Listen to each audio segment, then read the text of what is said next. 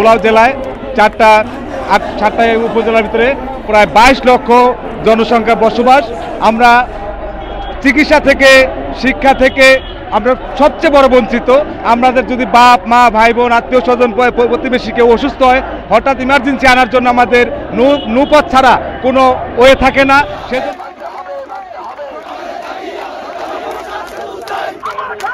আমরা মূলত 5 দফা দাবি নিয়ে আমাদের দীর্ঘদিনের যে আন্দোলন সেটি চলমান রয়েছে, সেই ধারাবাহিক আন্দোলনের কর্মসূচির আলোকেই কিন্তু এই যে ভোলা টু ঢাকায় লং মার্চ কর্মসূচি আজকে পালিত হচ্ছে। সেই লং মার্চের অংশ হিসেবে আজকে এখানে একটি সমাবেশ হচ্ছে। এই সমাবেশের মাধ্যমে মূলত আমরা ভোলার যে 5টি দাবি, ভোলা বরিশাল সেতু, ভোলা একটি মেডিকেল কলেজ হাসপাতাল স্থাপন এবং ভোলায় যে গ্যাস উৎপাদন করা হয় সেখান থেকে যেন ভোলার মানুষের জন্য কিছু গ্যাস বরাদ্দ দেওয়া হয়।